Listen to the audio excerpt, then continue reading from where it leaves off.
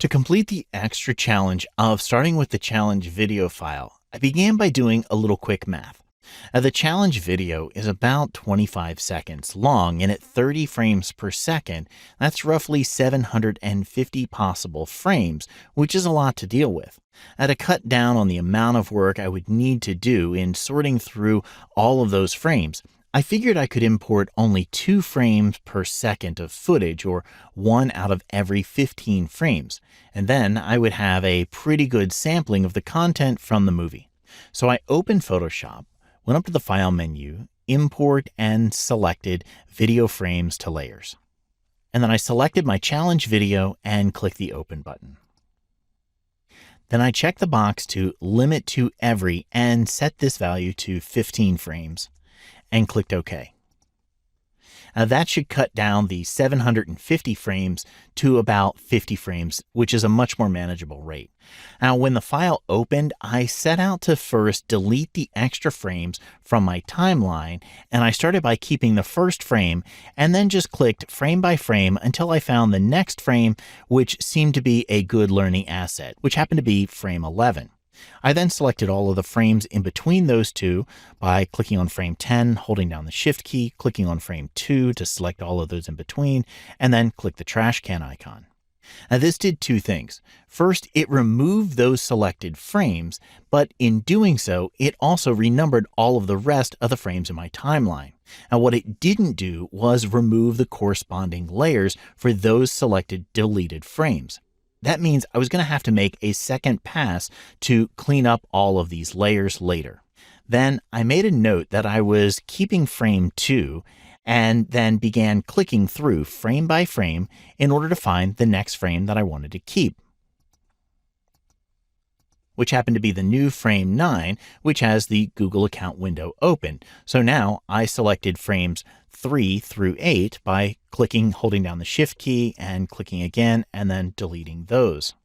Now I made a note that I wanted to keep frame 3, so I started with frame 4 and simply repeated that process until I went through all of the frames and deleted everything that wasn't needed.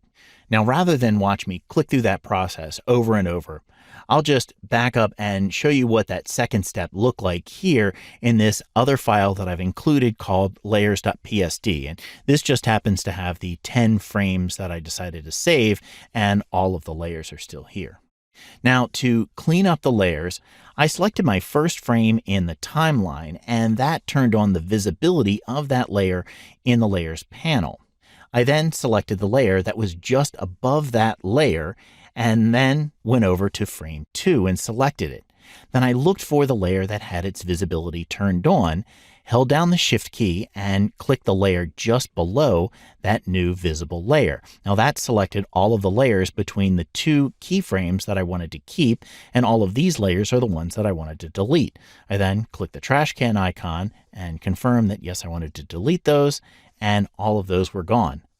I then selected the layer just above the current visible layer, which would be layer 12, and then repeated the process. I clicked on frame 3, looked for its visibility, held down the Shift key, clicked on the layer just below that visible layer, and threw that in the trash as well. I then continued until I'd worked through the entire file. Now, all in all, it only took me about 5 minutes to work through this entire file. And there are, of course, other approaches to solving this problem. But remember, my goal here was to create a specific exercise for you, the learner, to test your comprehension of the exporting functions that we covered in the chapter when presented with a particular challenge. Now, had I been working to simply complete the challenge, I would have likely just exported all of these still frames out to my Mac's Finder or Windows Explorer and simply dragged the keeper frames over into a new folder and then batch processed all of those folders as we did in the other solution. Now, it probably would have saved me a few minutes of time, but it wouldn't have accomplished the goal of creating a learning asset for you.